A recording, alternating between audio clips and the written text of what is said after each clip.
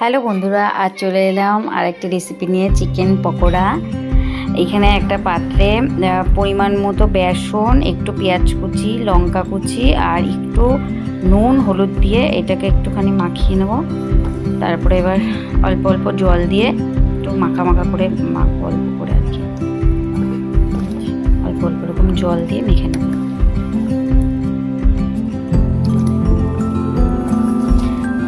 সুন্দর করে এরকমভাবে মেখে নেব। বেশি আর কি কাদা কাদা হবে না, এরকম হালকা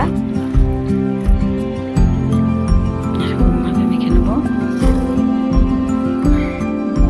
এইবার হচ্ছে আমাদের আগের থেকে এই যে ম্যারিনেট করে রাখা ছিল, আমি প্রায় 3-4 ঘন্টা রেখেছি, 1 ঘন্টা রাখলেও হয়।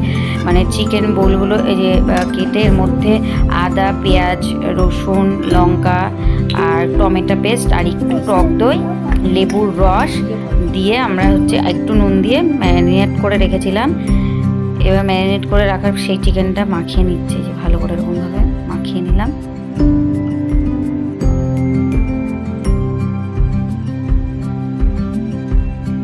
সুন্দরভাবে এরকমভাবে মেখে নেব।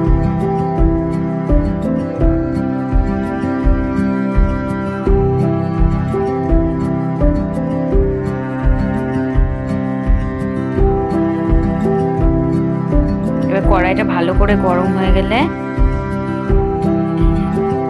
আজকে সোনা চিকেন পকোড়া করবে বলছে, তেল ঢেলে দেবো। আরো তেল লাগবে, অত বোঝে না, বলে বলে দিতে হচ্ছে আমাকে।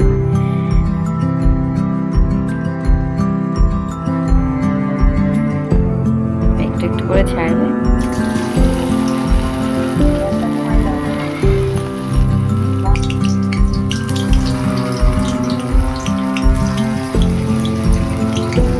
একটা একটা করে ছেড়ে দেবে এরকম ভাবে।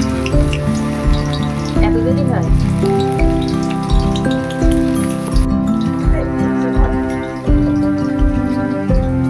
আজকে রাঁধুনি হিয়ারানি পকোড়া লাল লাল করে আমরা এপিট ওপিট করে ভেজে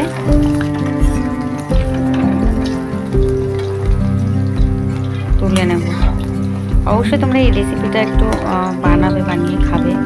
কেমন লাগলো আর আমার রেসিপিটা কেমন লাগলো অবশ্যই লাইক কমেন্ট করবে, সাবস্ক্রাইব করবে। চিকেন পকোড়া ভীষণই সফট হয়েছিল আর দারুণ খেতে ছিল।